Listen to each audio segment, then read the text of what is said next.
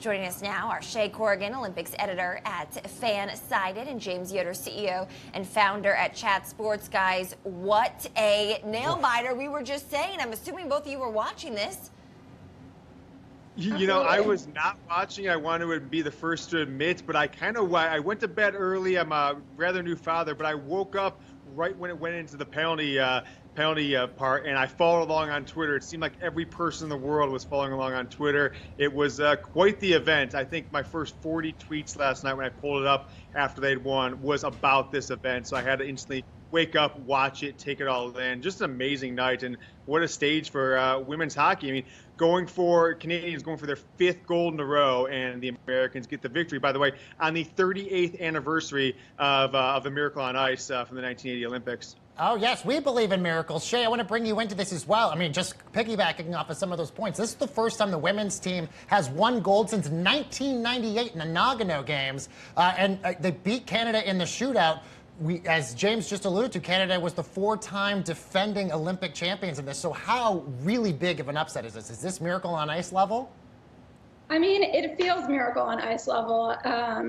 And yeah, I mean, adding on to what James was saying about just how much of the cultural moment it became, NBCSN, I believe, announced that it was the most watched late night sports event that they've had in, I think, decades, or I don't want to overspeak, but maybe even ever, that it just set all sorts of ratings for people who were willing to stay up into the night to watch women's hockey and watch Team USA take on one of our perennial winter rivals and come out victorious too. Cross-country skiing, another big one. Team USA raking in another big win there yesterday. James, do you think, I mean, of course, we're sort of nearing the end here, and we know that just as of yesterday, I do believe that the USA was in 5th when it comes to overall medal accounts, but any sort of momentum that these sort of events and these wins give athletes late in the games like this?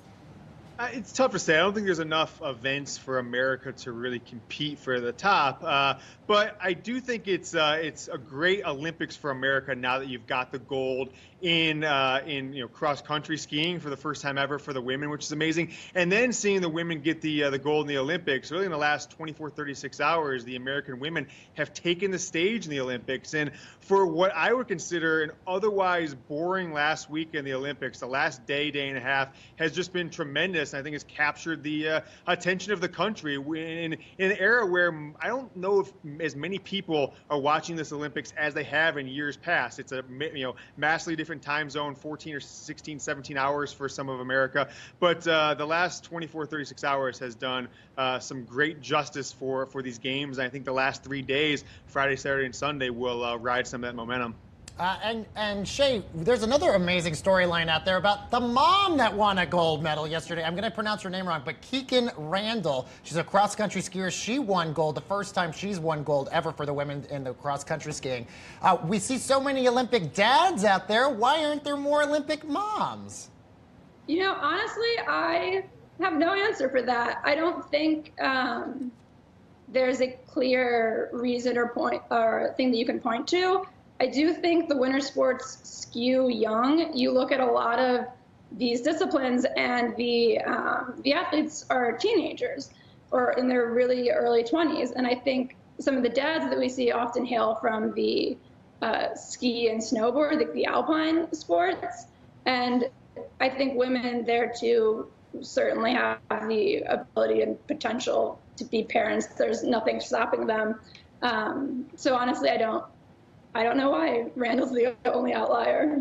We got to get more moms up there on the slopes. No I think, joke. going off those moguls. And Kikkan apparently she just had a kid 22 months ago. That's amazing. That is amazing. In Olympic shape that quickly. Inspiration, I'm sure. Let's keep with you, Shea, here. Of course, we know the women's individual competition actually ending this evening. And so any chance you think we're going to see an American on top of the podium?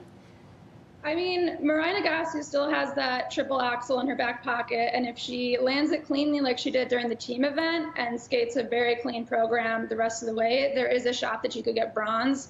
But the Russians are just, head and shoulders over the rest of the competition. We keep hearing Tara Lipinski and Johnny Weir say that they're good scores, great scores, and Russian scores. So Evgenia Medvedev and Alina Zayatova really have gold and silver locked up.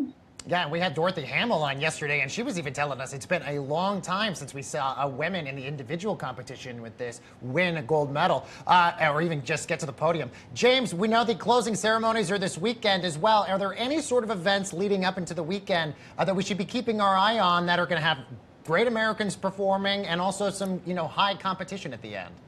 Yeah, I mean, the sport that I think most people believe they could be an Olympian is curling, and so that's kind of going to take center stage. The Americans are actually going for their first gold. They beat Canada just in the last few hours, and so we're going to be going for gold in men's curling, which I think is the ones where I've joked with friends before that, we get into our 50s, we could become Olympic curlers, just drink beers at night and practice curling. So I think it'll be one that'll be an outsized amount of attention on that gold medal competition because the Americans will be going for their first gold and just knocked off the Canadians who have kind of been, the torchbearer in this event for quite a long time. So curling is going to be the topic of the weekend, I believe. All right, a good weekend topic, I think that is. It's been an exciting games. Yes. Thank you both for joining us. Shea Corrigan there, Olympics editor at Fansided, and James Yoder, CEO and founder at Chat Sports.